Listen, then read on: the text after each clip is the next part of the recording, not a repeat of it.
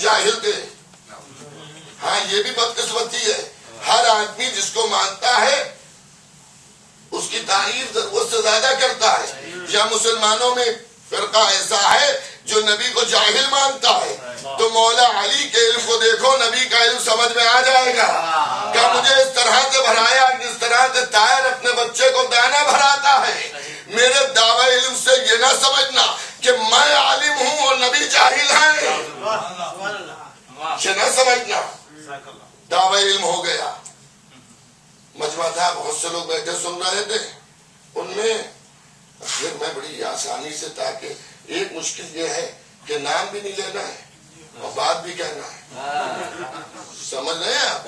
اور آپ کو سمجھانا بھی ہے کہ دو دوست تھے, ہاں بہت مطلب سن میں ایک بڑا ایک چھوٹا تھا, بڑے گہرے دوست تھے, ہمیشہ ساتھ رہے اور اس وقت بھی ساتھی میں ہوں گے, ساتھ ہوں گے. دونوں ساتھ تھے. انہیں دونوں نے جب یہ سنا تو انہیں کہا صاحب یہ تو اگر ایسی دعویٰ کرتے رہے کہ پوچھنے والوں پوچھو مجھ سے قبل اس کے کہ مجھے کھو بیٹھوں آسمان کے رستے سے, تو ہمارا تو معاملہ بیڑا غرق ہو جائے گا. تو چھوٹے والے کچھ ہوشیار تھے, مطلب ہوشیار تو دونوں میں سے کوئی نہیں تھا. اگر ہوشیار ہوتا تو کبھی علی کے مقابل نہ آتا. سمجھ گیا. ہوشیاری کا تقاضا تو یہ ہے کہ مولا علی کے ساتھ مل کے مولا سے چلے, ان کے قدموں سے لپٹ کے رہے آدمی. تو انہوں نے کہا ایسا ہے کہ کیا کیا جائے. کیا بھئی ایسا پیسے کچھ نکالیے. ہاں اس میں ہمیشہ طاقت رہی, یہی زمانہ نہیں ہے. آپ پرانی تاریخ میں پڑھیے تو رقم میں اثر رہا, اتنے بڑے کرشمے دکھائے ہیں دنیا میں. توجہ ہے یا نہیں ہے.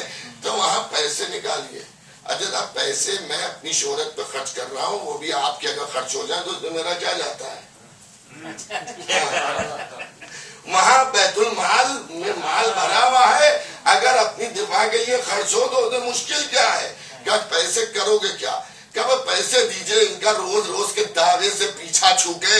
روز یہ کہتے ہیں آسمان کے رستے مجھ سے پوچھو, میں زمین کے راستوں سے زیادہ آسمان کے رستے جانتا ہوں. کہا تو کرو گے کیا. کہا ایک بڑھیا کو خریدیں گے. توجہ کیجئے گا, ایک بڑھیا کو خریدیں گے. کیا بڑھیا کو خرید کے کیا کرو گے.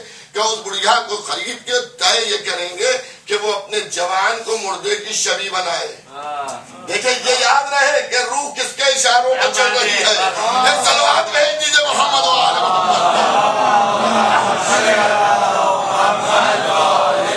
خدا کو جو ہے ایک بڑھیا کو تیار کر کے اس کو پیسے دیے جائیں گے کہ تم اپنے جوان کو کیا کرو, مردے کی شبیہ بناؤ.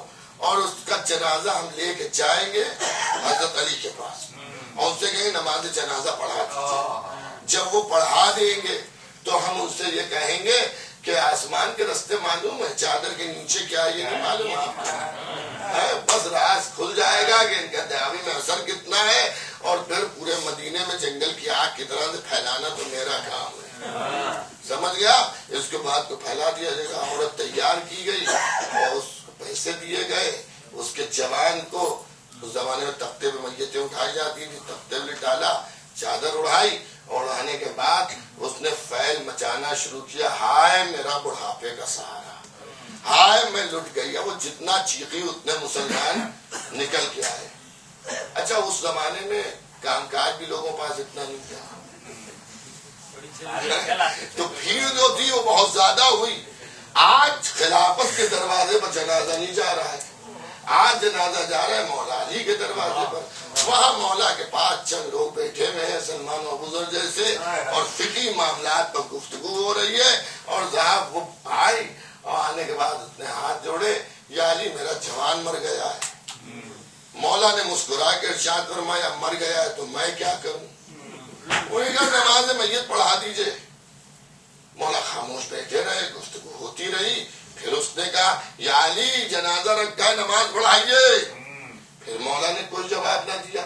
تو اب جو لوگوں نے پیسہ خرچ کیا تھا وہ بھی ہاں ساتھ میں تھے, ہاتھوں میں رومال بھی ہو سکتا ہو. انہوں نے ایک دوسرے کے کونی ماری اور مار کے کہا بڑھیا سے کو ذرا کڑوا لہجہ استعمال کرے تاکہ علی کھڑے ہو جائیں. اب وہ کہتی ہے یہی آپ جانشین رسول ہونے کا دعویٰ کرتے ہیں اور یہی آپ کہتے ہیں کہ خلافت حق آپ کا ہے. ایک مسلمان کا جنازہ دروازے پر رکھا ہے اور آپ نماز پڑھانے کے لیے نہیں کھڑے ہوئے. مولا مسکرائے اور مولا نے ساتھیوں سے کہا جو وہاں پر مولا کے پاس بیٹھے, آؤ ساتھیوں یہ میت ہے, نماز پڑھ لو اس کی. میں کہوں گا یا علی پہلی بار میں کیوں نہ کھڑے ہو گئے کہ میں ہوں امام عادل, ماں 3 مرتبہ کہہ دے پہلے کہ مردہ لائی ہوں تاکہ لوگ سن بھی لیں. مولا گئے اور مولا نے نماز پڑھا دی. نماز تمام ہوئی. دنیا کے دستور یہ لوگ شکریہ ادا کرتے, زحمت کیا آپ نے, آ گئے آپ. وہ بڑھیا مسکراتی بھی آگے بڑھی. یہی ممبر پہ بیٹھ کر مسلمانوں کو دھوکہ دیتے ہیں کہ آسمان کے رستے ہم جانتے ہیں, چادر کے نیچے کیا یہ نہیں معلوم آپ کو. زندگی کی نماز پڑھا دی. میرا مولا نے مسکرا کے ارشاد فرمایا مجھے نہیں معلوم یا تجھے نہیں معلوم, ذرا چادر کا کونا الٹ کے تو دیکھ.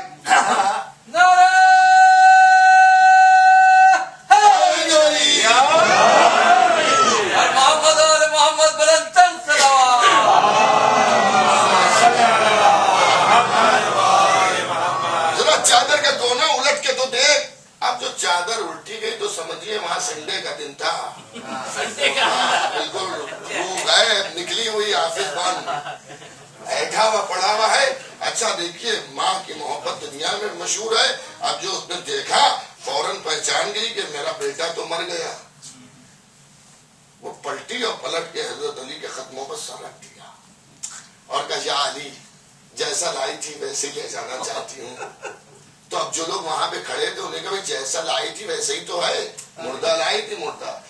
تمہیں کیا معلوم یہ جو پھٹکار زدہ ہے یہ عورتوں کی زبان ہے لکھنؤ کی, تو انہی نے جو ہے پیسے مجھے دیے تھے اور پیسے دے کے انہی نے کہا تھا کہ صاحب زندہ کو لے جاؤ اور اس کے بعد وہ نماز کے بعد سلام کرتا کھڑا ہوگا, پھر سے کہا جائے گا کہ کیا دعویٰ کرتے ہیں ہمارا تو زندہ تھا اور آپ نے مردہ سمجھ کر نماز پڑھا دی. یا علی آپ کی شان کرم کے نثار ہو جائے, یا علی آپ زندہ کر دیے. مولا چاہتے تو فوراً زندہ کر دیتے, لیکن مولا نے بھی دکھایا اور سب نے دیکھا کہ ہاں بالکل ایٹھا ہوا جنازہ ہے, میت ہے. جب سب کو یقین ہو گیا تو ایک مرتبہ اشارہ کیا.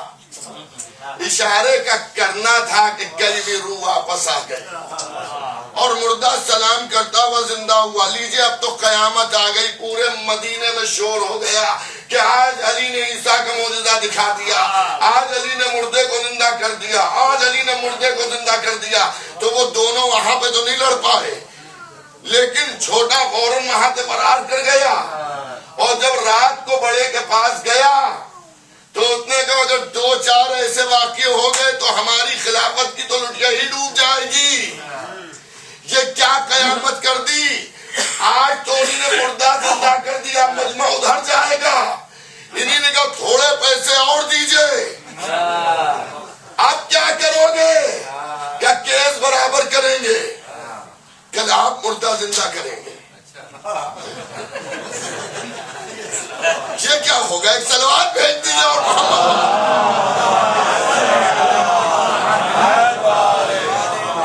ہر دینی سلوات پر 10 منٹ تو مجلس کے بڑھ ہی جاتے ہیں, آپ کو معلوم ہے.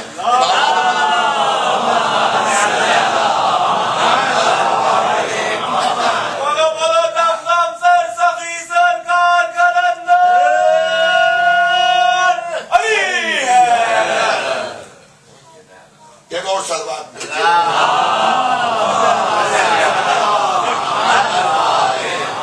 اب کیا کرو گے صاحب. کہا ایسا ہے کہ اب ٹھیک ہے جو ہے وہ ایک گڑیا کو اور تیار کریں گے. کیا ایک اور زندہ کرواؤ, کیا اب ایک اور زندہ نہیں کروائیں گے, ایک زندہ لے کر آپ پاس آئیں گے اور وہ یہ نہیں کہے گی کہ نماز پڑھا دیجئے, وہ کہے گی زندہ کر دیجئے. وہ تو زندہ لیٹا ہی ہوا ہوگا, اشارہ کیجئے گا, آپ کو سلام کرتا ہوا سلوٹ مارتا ہوا کھڑا ہوگا, کیس برابر ہو جائے گا. ایک انہی نے زندہ کیا, ایک انہی نے زندہ کیا. توجہ ہے یا نہیں ہے, کیا ٹھیک ہے بھئی اچھی گوٹ لائے لو پیسے, لو پیسے لیے گئے اور وہاں ایک گڑیا اور خرید لی گئی. اچھا دیکھیے اگر میں یہاں نہ پڑھ رہا ہوتا مجلس تو میں اتنی وضاحت نہ کرتا. یہ سید بھائی ہمارے عزیزوں میں بھی ہوتے ہیں اور یہ لکھنؤ کے بھی ہیں, اور یہاں لکھنؤ کے اور بھی افراد تشریف فرما ہے. تو میری مجلس کے بعد میں فوراً چلا بھی جاؤں گا، دوسری مجلس پڑھنا ہے، تو بعد میں لوگ اس پر جھگڑا نہ کریں کہ صاحب یہ کیسے ہو سکتا ہے. ہمارے یہاں تو اگر کسی کو کوئی بیماری ہوتی ہے تو اس کا نام جو ہے لیتے ہوئے لوگ گھبراتے ہیں کہیں وہ بیماری لگ نہ جائے. 7 سمندر پار اور 7 قرآن درمیان، ہاں یہ سب کہہ کے بات ہوتی ہے. یہ کیس سمجھ میں نہیں آ رہا کہ ایک ماں اپنے بیٹے کو مردے کی شبیہ کیسے بنائے گی. دیکھیے بات تو آپ صحیح کہہ رہے ہیں، مگر وہ ہندوستان یا پاکستان کی ماؤں میں سے نہیں تھی. ارے آپ کیا سنتے ہیں، وہ ہندی یا پاکستانی ماں نہیں تھی، وہ عرب کی ماؤں میں سے تھی جو بڑی بڑی جنگوں میں اونچی اونچی سواریوں کو بیٹھ کے نکل آتی ہے. ایک اور صلوات بھیجیں.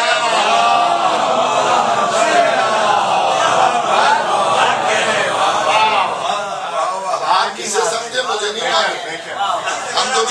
ہم جو احد میں نکل کے آئی تھی ہم اس کا ذکر کر رہے ہیں. ہمارے جمال کہے کو پہنچ گئے. ایک اور صلوات بھیجیں.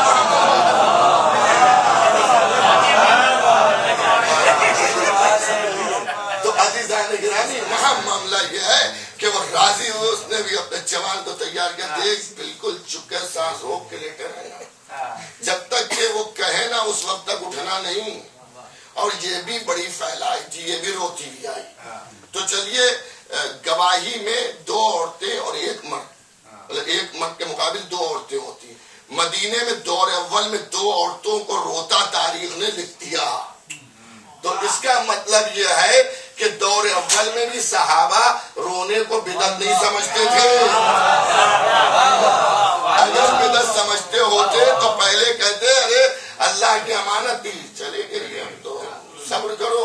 لیکن وہ روتی بھی آئی، اور اس نے بڑا مجمع، اور آج تو پہلے سے کوشش کی گئی اور مجمع کھوے سے کھوا چل رہا ہے، اور وہاں وہ بھی سجے بنے بیٹھے ہوئے ہیں انتظار میں کہ آنے والا آئے.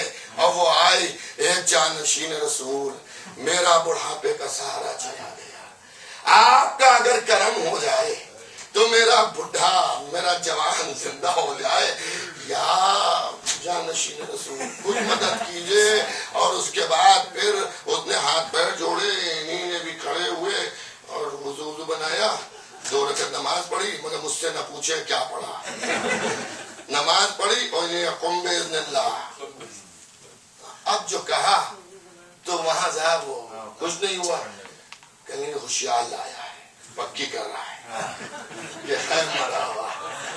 قم باذن اللہ. اب بھی نہیں اٹھا. اب یہ شکوہ کہیں بہرا تو نہیں ہے، اور کس کی آواز لگائی قم باذن اللہ، تب بھی نہیں. اب یقین ہو گیا کہ سن نہیں پا رہا ہے صاحب.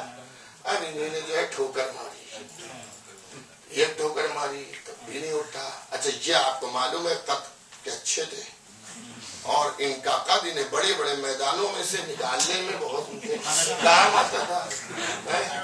جی تو اب جب مارا ہی تو ماں بھی بیٹھی ہوئی تھی. اس نے کہا اچھا خاصا لڑکا لائی تھی، اور یہ اس کا فٹ بال بنا ہوا ہے، ٹھوکر پر ٹھوکر ماری جا رہی ہے، آڑی بیڑی چوٹ لگ گئی تو جتنے پیسے ملے اتنے دوا علاج میں خرچ ہو جائیں گے. تب اس سے رہنے کے صاحبزادے بیٹے اٹھیے اٹھیے دیکھیے آپ کو کون اٹھا رہا ہے، جانشین رسول اٹھا رہے ہیں. وہاں ماں کی بھی بات جو نہیں سنتا ہے. تو اب چادر الٹی تو یہاں بھی جس میں کائنات انسانی میں جو تھا ویکینڈ ہو چکا تھا، یہاں بھی وہ ایٹھا پڑا ہوا ہے. لیکن یہ بھی عورت بڑی ویسی تھی خطرناک، یہ پلٹی ان کو پکڑ لیا، جیسا لائی تھی ویسے ہی لے جاؤں گی، میرے بیٹے کو زندہ کیجئے. کہا یہ کیا بھئی، جیسا لائی تھی ویسے ہی تو ہے. کرت تمہیں کیا معلوم، کل علی نے مردہ زندہ کیا تھا نا. اور پوری پلاننگ اس نے بیان کرنا شروع کر دی. خدا نہ کرے یہ ذات کسی کے پیچھے لگ جائے. اب تو عالم یہ تھا کہ بنائے نہ بنی، اور کہا کہ گھبراؤ نہیں، تمہیں اپنا بیٹا چاہیے ہے تو ابھی تمہارا بیٹا ملے گا، مگر صبر کرو. اب میت اٹھی اور میت کے پیچھے پیچھے پوری حکومت چلی، در علی پر پہنچی. جب کوئی باپ کیا علی گھر میں نہیں ہے، کہاں ہے، کسی باغ میں تلاش کرو. باغ میں دیکھا بیٹھے ہوئے پانی کے تھالے بنا رہے ہیں، درختوں میں پانی دے رہے ہیں. کہ یا علی ایک مردہ لائے سے زندہ کر دیجئے. اللہ اکبر، اہل بیت کا جیسا تو کوئی ہو. یہ بھی نہ پوچھا مرا کیسے ہے، اشارہ کیا وہ بھی زندہ ہو گیا۔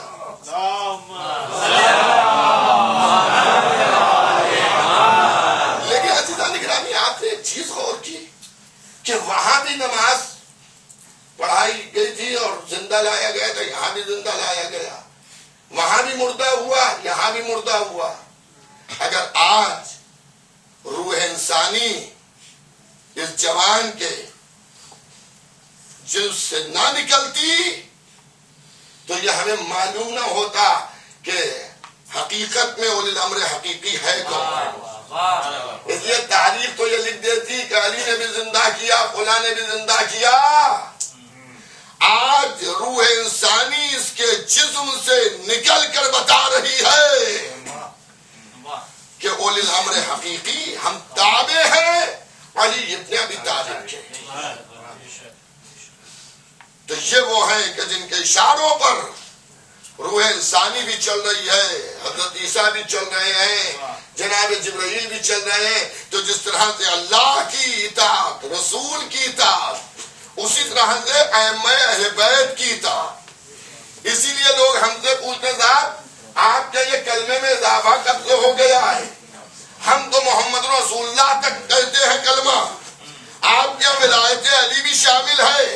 تو اللہ نے 3 اطاعتوں کا حکم دیا ہے، اللہ کی اطاعت لا الہ الا اللہ، رسول کی اطاعت محمد رسول اللہ، اولی الامر کی اطاعت علی ولی اللہ۔ ایک اور صلوات بھیجیے گا محمد۔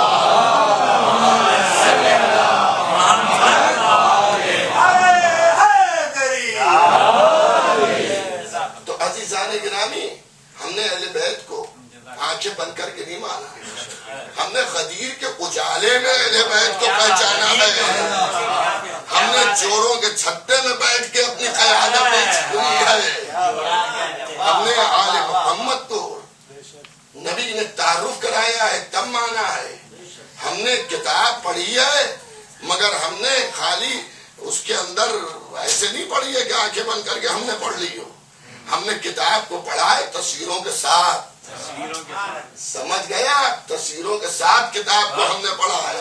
ہم نے آل محمد کو جو مانا ہے مطابق قرآن مانا ہے، مطابق حکم پیغمبر مانا ہے۔ اور میں برابر اپنے نوجوانوں کی خدمت میں اس بات عرض کیا کرتا ہوں کہ ہمارا جو عقیدہ ہے اور جو ہمارا مذہب ہے وہ خلاف حکم پیغمبر نہیں ہے، مطابق حکم پیغمبر ہے، مطابق قرآن ہے۔ ہمارے ہاں کوئی چیز بھی ایسی نہیں ہے جس کے لیے کہا جائے کہ صاحب یہ اسے مذہب سمجھتے ہیں لیکن یہ مذہب نہیں ہے۔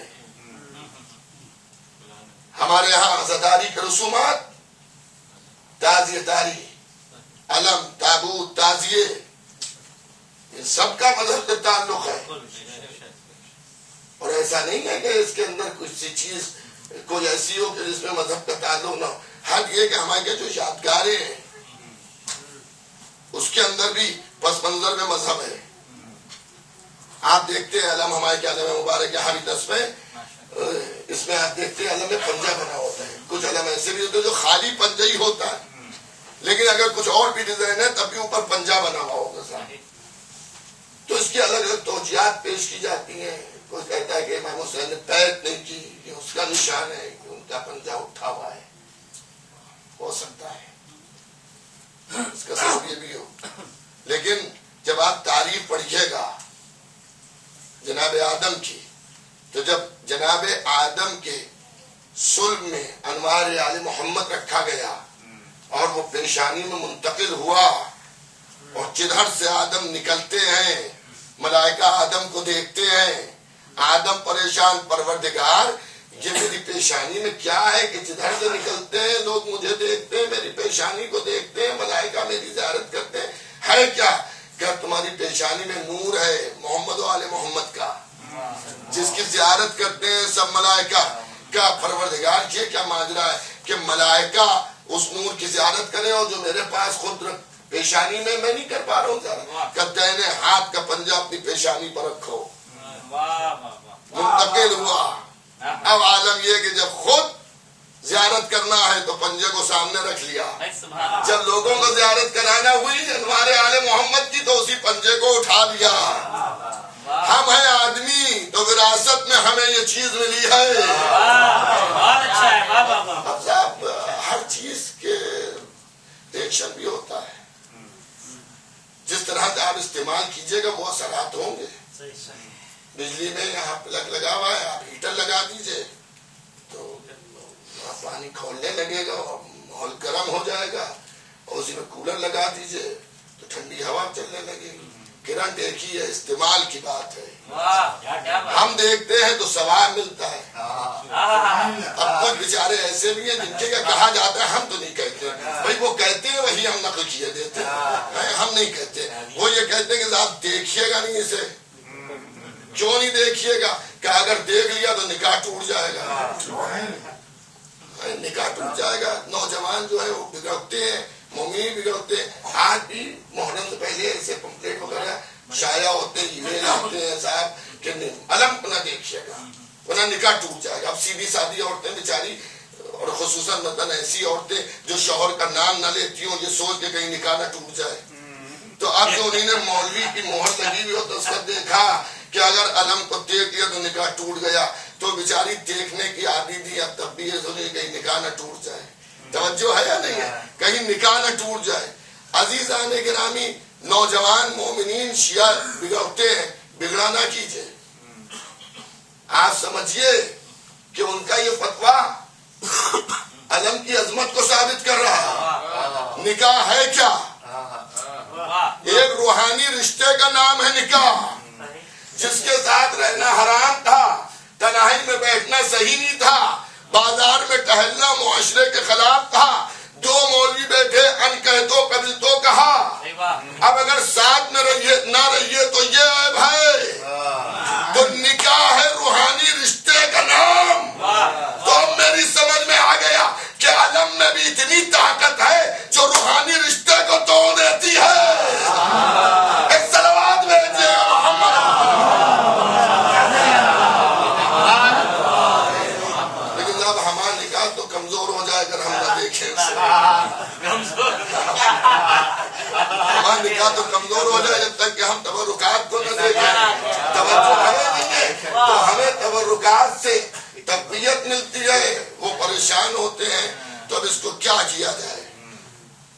یہاں کھانا لگا ہوا ہے اور اس میں بہترین کھانا ہے, سب کھا رہے ہیں, مگر میں اکیلا گھر بیٹھا ہوں. ہم کہہ رہے کیوں نہیں کھاتے؟ میں بھی آپ ہی کھائیے, ماشاء اللہ بڑا اچھا کھانا ہے. میں نے کہا میں بھی کھاتا مگر مریض ہوں میں. بچوں ہے یا نہیں ہے؟ تو اسی طرح سے کچھ لوگ عقائد کے مریض ہوتے ہیں جن کو فضائل آل محمد ہضم نہیں ہوتے ہیں. ایک اور صلوات بھیجیے گا محمد.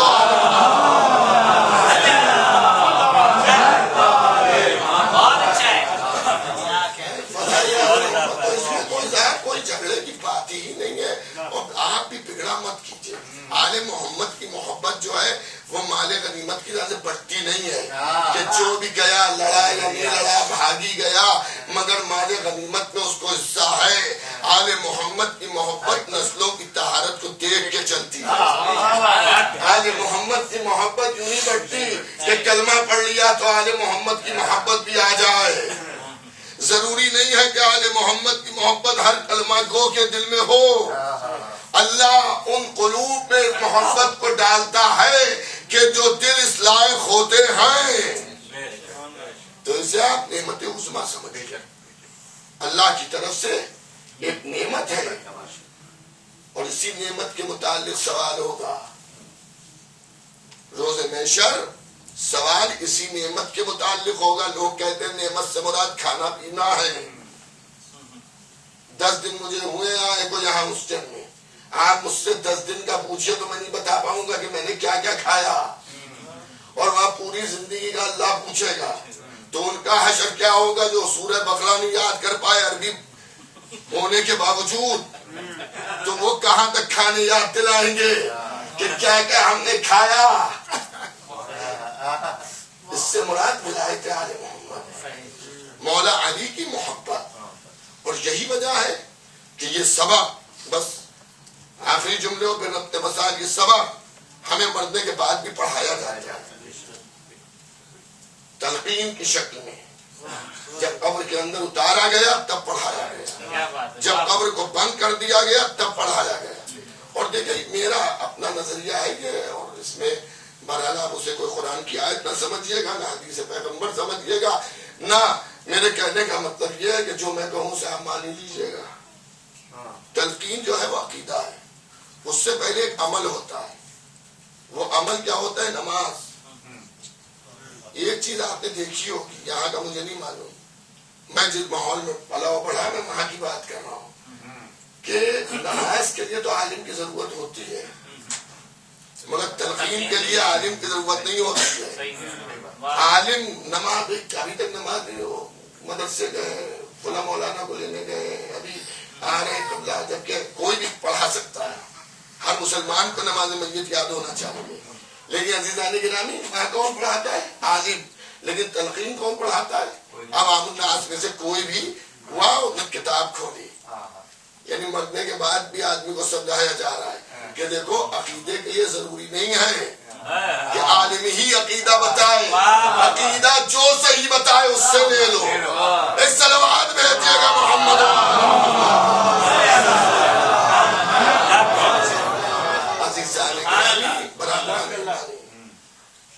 اور یہ عزاداری بھی ہمارا ایک عقیدہ ہے، اور ہم آل محمد کی خدمت میں خراج عقیدت پیش کرتے ہیں. خدا آپ کو سلامت رکھے کہ آپ غم آل محمد میں مصروف اعضا ہیں. یہ تو اس کا اصل فائدہ تو انسان کو مرنے کے بعد معلوم ہوگا روز محشر.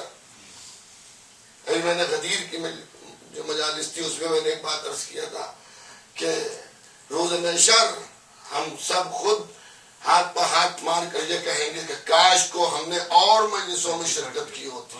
جب ہم اس کے فوائد کو دیکھیں گے، جو فوائد ہیں مرنے کے بعد، بہت سی چیزیں انسان کی نہیں سمجھ میں آتی ہیں، لیکن جب عمل کا سلسلہ منقطع ہو جاتا ہے تب اس کے ذہن میں آتا ہے کہ یہ کتنے فائدہ مند چیز تھی. دنیا کی تجارت میں اکثر ہوتا ہے، اکثر لوگ کہتے ہیں کاش کو ہم نے اس وقت کی مکان اتنے کا مل رہا تھا اور جہاں اس زمانے میں سونا اتنے میں تھا، اگر لے لیتے تو اس وقت کتنا فائدہ ہوتا. اسی طرح سے ولایت آل محمد کے لیے انسان سوچے گا ارے پوری عمر ہم نے یہی کیا ہوتا اور جو کمیاں رہ گئی وہ بھی نہ ہوتی. اور یہی وجہ ہے کہ آپ دیکھیں کہ آپ محبان آل محمد میں سے ہیں تو آپ اپنی خوشیوں کو ان کے غم پر قربان کرتے ہیں. دنیا بھر میں نئی نئی طریقوں سے مثلا خوشیاں ایجاد ہو رہی ہیں، منائی جا رہی ہیں. اس میں ہمارے بچپنے تک مسلمانوں میں یہ رواج نہیں تھا، لیکن اب دنیا جتنی چھوٹی ہو جا رہی ہے تو دوسروں کے اثرات بھی ہمارے بچوں میں پیدا ہو رہے ہیں.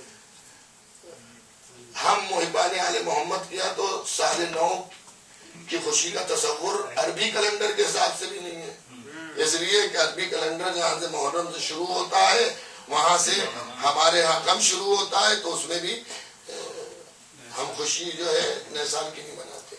اور جو عیسوی سال ہے اس میں باہر کے اثرات ہمارے بچوں پر، اسکول میں بچے پڑھتے ہیں اور دوسرے مذہب کے بچوں سے ان کے تعلقات ہوتے ہیں تو اس کے اثرات بچوں پر پڑتے ہیں. تو سال 9 کی عیسوی سال 9 کی مبارکباد کا رواج مثلاً مسلمانوں میں بھی رائج ہے، لیکن جب غم آل محمد کے ایام میں سال 9 پڑتا ہے تو اس میں ہم کسی کو مبارکباد نہیں دیتے. اور اگر کسی کو نہیں معلوم ہے تو میں یہ سمجھتا ہوں کہ اگر آپ کا کوئی ایسا دوست ہے جسے نہیں معلوم کہ آپ کے غم کی تاریخ ہے یا آپ اس حد تک غم مناتے ہیں کہ آپ کوئی مبارکباد قبول نہیں کرتے ہیں، تو اگر وہ آپ کو مبارکباد دے تو آپ کے لیے بہت آسان ہے اپنے مذہب کے تعارف کو کرانا. آپ کہیں کہ ہاں ہم اس سال اس لیے نہیں منا رہے ہیں کہ ہمارے یہاں پرافٹ کے نواسے تھے، ان کو قتل کیا گیا تو ان کا ہم غم مناتے ہیں. اور میں یہ سمجھتا ہوں کہ دنیا میں ایسا انسان کوئی بھی نہیں ہوگا جو تعجب سے یہ سوچے کہ آپ اپنے پرافٹ کے نواسے کا غم مناتے ہیں. توجہ ہے یا نہیں ہے؟ وہ بھی ہو سکتا ہے آپ سے کربلا کی داستان کو جب سنے تو وہ بھی مرعوب ہو. میں نے بس آخری جملے ہیں کہ بمبئی میں ایک سال ایسا ہوا کہ میں نے جو روز عاشور کیا کام ہے، آداب عاشورہ جو ہے، اس ذہن میں نے ایک تقریر کی، مجلس کے اندر ہی میں نے بیان کیا، اس میں پابند رہنا ہونا. اور میں نے اس میں ایک بات یہ کہی کہ ایک اگر اچھا خاصا آدمی جو پڑھا لکھا ہے، دولت مند بھی ہے، اچھی گاڑی سے چلتا ہے، اچھی بلڈنگ میں رہتا ہے، اگر وہ پابند رہنا کسی کو دکھے گا تو اس کے ذہن میں یہ سوال ضرور آئے گا کہ یہ آدمی کیوں پابند رہنا. اور ہو سکتا ہے کہ آپ سے وہ پوچھے بھی کہ بھئی کیا بات ہے، آج آپ کیوں جوتا اتاریں گے، کیا ہے. تو آپ کو ایک موقع ہے کہ آپ بتائیں عزاداری کے متعلق اور سوگ کے متعلق. اور میں آپ کی خدمت میں ایک بات عرض کروں کہ جتنے بھی مذاہب ہیں سب میں خوشیاں بھی ہیں، غم بھی ہیں، اور سب مناتے بھی ہیں. جو سپر پاور طاقت کہلاتی ہے، جہاں ہم ہیں اور جہاں علم پر بڑا زور دیا جاتا ہے، اور جہاں مثلاً جہاں کی دولت بھی مشہور ہے، لیکن آپ نے دیکھا جو ان کے رسومات ہیں وہ اپنے طور سے کرتے ہیں. اس میں غربت اور تعلیم اور سب کا کوئی دخل کے ساتھ یہ ایجوکیٹڈ ہیں تو ان کے حساب مذہب اپنا منایا نہیں جاتا، اپنے اپنے طور و طریقے سے سب مناتے ہیں.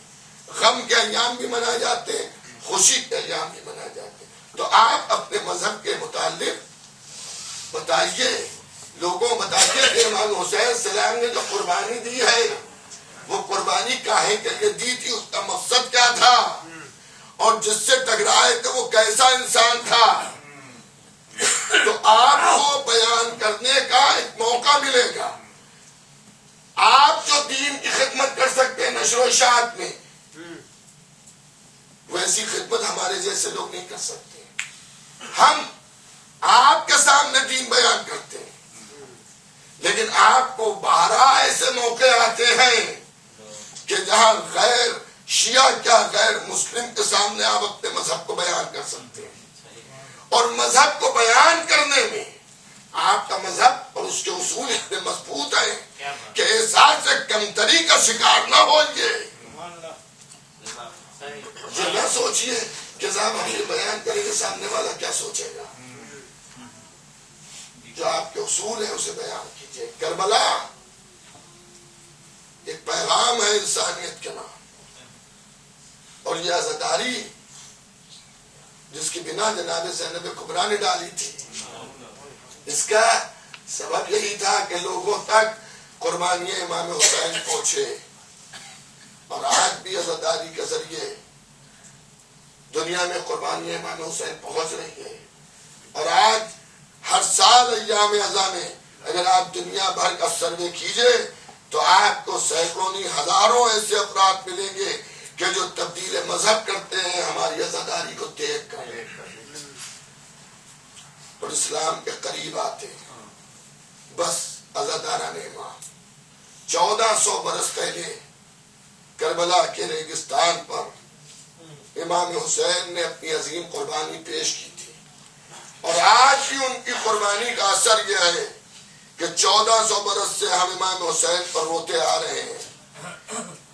لیکن کبھی آپ نے یہ نہیں دیکھا ہوگا کہ یہ کوئی یہ کہے کہ صاحب پہلے تو ہمیں امام حسین پر رونا بہت آتا تھا، لیکن اب کب تک روئیں، اب امام حسین کا غم ہلکا پڑ گیا. دنیا کا یہی وہ غم ہے کہ جس میں کبھی واقع نہیں ہوتی. بس عزاداران امام یہ مہینہ سفر کا ہماری اور آپ کی شہزادی جناب سکینہ بنت حسین کے نام ہے، کیونکہ اس مہینے میں اور خصوصاً سفر کے پہلے 10 دن ذاکرین، علماء، خطبہ، واعظین وہ 4 سال کی حسین کی مظلوم بیٹی کا ذکر کرتے ہیں کہ جسے تڑپا کے مارا گیا. اللہ اکبر. کبھی ٹھنڈے دل سے سوچئے اور غور کیجئے کہ کربلا کے ریگستان میں اس منظر کو سوچئے.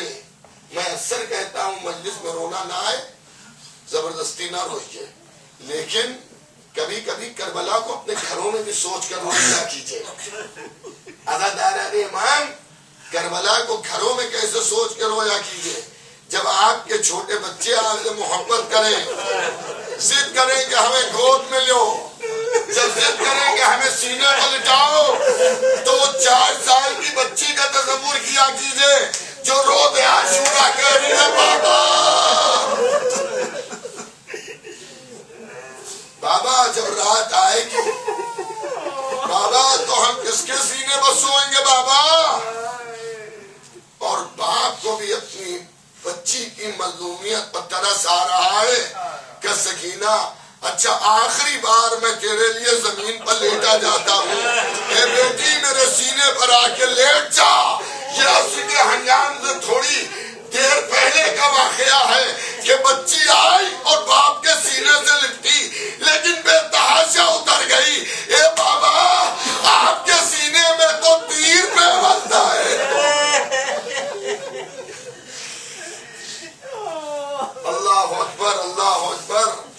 عزاداروں، یہ آپ سنتے ہیں مگر کبھی آپ نے غور کیا کہ کربلا میں امام حسین کو اتنی مہلت بھی نہ تھی کہ پھنسے ہوئے تیروں کو حسین جسم سے نکال لیتے. ارے اگر ایک گھاس کسی کے پھنس جاتی ہے کتنی اذیت ہوتی ہے. ارے زخموں سے اس طرح سے حسین لہو لہان تھے کہ زینب بوسہ لینا چاہ رہی ہے تو کہہ رہی ہے بھیا تمہارا پورا جسم جو ہے وہ زخمی ہے. اللہ اکبر. ہاں عزاداران امام، تصور کیجئے اور حسین کی لاڈلی کو پرسا دیجئے. 4 سال کی سینے پر سونے والی اور ایسے گھر کی بچی ہے کہ جہاں چچا بھی محبت کرتے ہیں، پھوپھیاں بھی محبت کرتی ہیں، باپ بھی محبت کرتا ہے. مدینے میں سکینہ کبھی کسی جگہ پر یہ نہ ملا کہ سکینہ تنہا کھڑی ہو. نہیں، کبھی عباس کی گود میں ہے، کبھی علی اکبر کی گود میں، کبھی ام کلثوم کی گود میں، کبھی جناب زینب کی گود میں، کبھی بابا کے سینے پر. لیکن ہاں 11 محرم کو تاریخ نے یہ لکھا کہ ایک اکیلے ناقے پر بیٹھی ہوئی ہے. ارے تڑپ تڑپ کے بابا کو پکار رہی ہے بابا. جزاک اللہ. آپ کی آوازیں بلند ہیں، اللہ آپ کی آوازوں پر نزول رحمت کرے. اونٹ کی بلندی سے سکینہ زمین پر گر رہی ہے اور ظالم پھر اونٹ پر بٹھا رہا ہے. اگر آج آپ رو رہے ہیں تو تعجب نہیں ہے، کل جنہیں نے حسین کو قتل کیا تھا انہیں بھی بچی پر رحم آیا اور وہ یہ کہتے ہیں کہ اگر اس بچی کو گرا گرا کے مارنا ہے تو لاؤ ہمیں حکم دو، ہم اسے قتل کیے دیتے ہیں. لیکن اس طرح سے نہ اذیت دو کہ بار بار یہ اونٹ سے زمین پر آ رہی ہے. عمر سعد نے کیسے تو ہمیں دربار میں پیش کرنا ہے. 4 سال کی بچی جو گود میں رہا کرتی تھی اب اونٹ کے اوپر بٹھال کے جکڑ کے باندھ دی گئی تاکہ یہ بچی گرے نہیں. ارے جب اونٹ دوڑائے جاتے ہیں بچی تڑپ تڑپ کے کبھی چچا کو پکارتی ہے، کبھی بابا کو پکارتی ہے. عزاداروں، کربلا سے کوفے، کوفے سے شام، سکینہ نے اتنے تازیانے کھائے، اتنے تماچے مارے گئے، اتنی اذیتیں دی گئیں. جناب مختار نے جب انتقام خون حسین لیا ہے اور قاتلوں کو گرفتار کیا ہے تو ایک قاتل اپنی زبان سے داستان ظلم بیان کر رہا ہے. بس اسی داستان کو سن کے مجلس تمام ہو رہی ہے. داستان ظلم بیان کرتا ہے، کہتا ہے کہ میں کربلا اس وقت پہنچا جب حسین قتل کیے جا چکے تھے، لیکن مجھے علی سے بڑی عداوت تھی، اس لیے میں چاہتا تھا کہ قتل حسین میں ہم بھی شامل ہوں.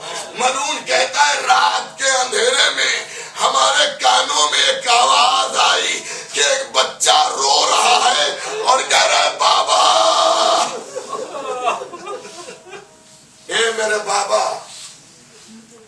کہتا ہے ملعون کہ میں اس آواز کا سہارا لے کے چلا تو میں نے دیکھا ایک ننھی سی بچی ہے جس کے کانوں سے لہو ٹپک رہا ہے اور وہ بچی تڑپ کے کہتی ہے بابا. تو وہ ملعون کہتا ہے میں نے پوچھا تیرا بابا ہے کون؟ تو بچی نے تڑپ کے کہا میرا بابا حسین ہے حسین. کہتا ہے ظالم کہ جیسے میں نے یہ سنا تو میں گھوڑے پر سوار تھا, ہاتھ میں میرے نیزہ تھا, میں نے اس بچی کی پشت پر نیزے سے اذیت کی. ارے بچی تڑپ کے زمین کربلا پر گر گئی. اللہ اکبر. ملعون کہتا ہے بچی نے تڑپ کے اپنی پھوپھی کو پکارا. تھوڑی دیر کے بعد میں نے دیکھا کہ ایک بی بی آ گئی اور اس نے اس بچی کو اٹھایا اور اٹھانے کے بعد کہتی ہے سکینہ یہ تازہ لہو کیسے بہ رہا ہے؟ سکینہ یہ تازے لہو کا سبب کیا ہے؟ تو بچی نے میری طرف اشارہ کیا اور اشارہ کر کے کہا پھوپھی اماں ابھی اس نے مجھے نیزے سے اذیت دی ہے. جناب زینب نے فرمایا اے شیخ کیا رسول کے پیغام کو تو بھول گیا؟ ارے نبی نے تو کہا ہے یتیموں کے ساتھ اچھا سلوک کرو.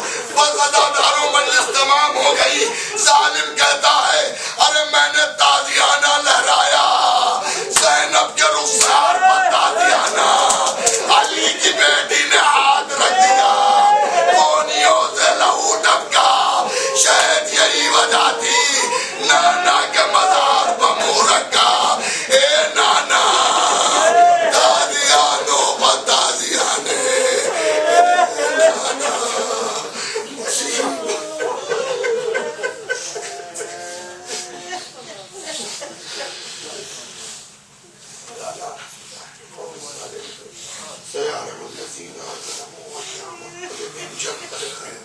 پروردگارہ اپنے محمد و آل محمد کا واسطہ ہم سب کی یہ سزا کو قبول فرما. پروردگارہ ہم سب کے گناہ کبیرہ و گناہ صغیرہ کو معاف فرما. پروردگارہ ہم سب کے دلوں میں محبت امام حسین علیہ السلام میں اضافہ فرما. ہم سب کے جوانوں کو عمل صالح کی توفیق عنایت فرما. ہم سب کے امام زمانہ کے ظہور میں تاجیل فرما. حضرات ایک مرتبہ سورہ نحمد, 3 مرتبہ سورہ توحید کی تلاوت فرما کر مرحومین کی روح کو سر فرما دیں. مرزا سرفراز حسین صاحب, آقا مصطفیٰ حسین صاحب, ملکہ بیگم صاحبہ, بشیر احمد صاحبہ, صالحہ بیگم صاحبہ اور ناظرین بیگم صاحبہ اور جملہ ارواح مومنین مومنات شیعان حیدر کرار حسین مظلوم کے ماتمدار حضرات کی ارواح طیبہ کو ساتھ فرما دیجیے.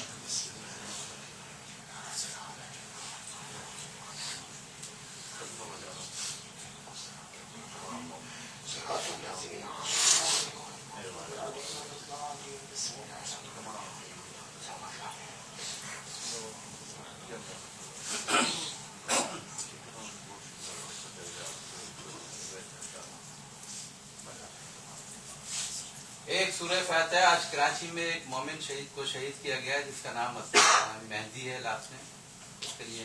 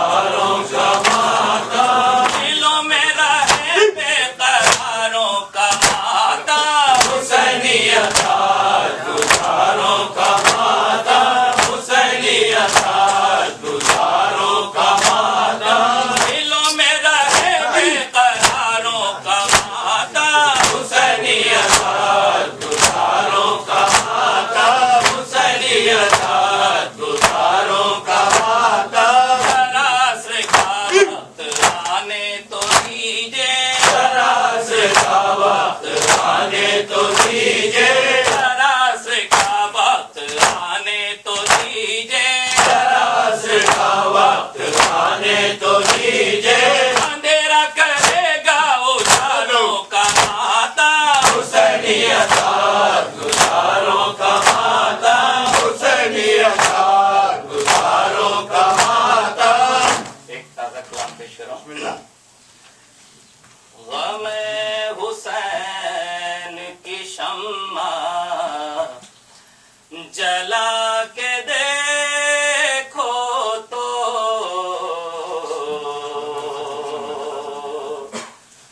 गमे हुसैन की शम्मा जला के देखो तो, हमें हुसैन की शम्मा जला के देखो तो, हमें हुसैन की शम्मा जला के देखो तो,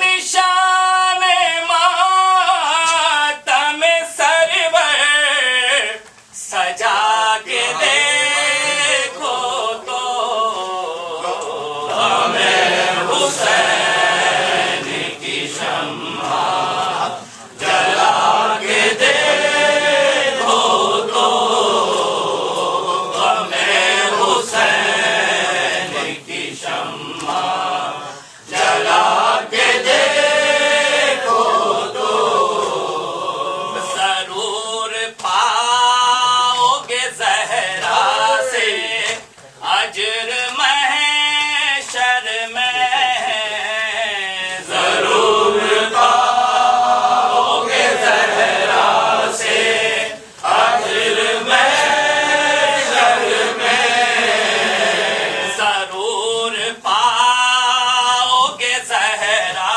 से अजर महशर में, गमे हुसैन में आंसू बहा के देखो तो, हमें हुसैन की शम्मा जला के देखो तो, हमें हुसैन की शम्मा जला के देखो तो, अरे कहाँ भटकते हो यूं मुश्किलों में दर दर तुम, कहाँ भटकते हो यूं मुश्किलों में दर दर तुम, कहाँ भटकते हो यूं मुश्किलों में दर दर तुम, अली के दर पे बस एक बार आके देखो तो, हमें हुसैन की शम्मा जला के देखो तो, हमें हुसैन की शम्मा जला के देखो तो, सियाह कपड़े नजर में अगर खटकते हैं, सियाह कपड़े नजर में अगर खटकते हैं, सियाह कपड़े नजर में अगर खटकते हैं, तो जाओ काबे का पर्दा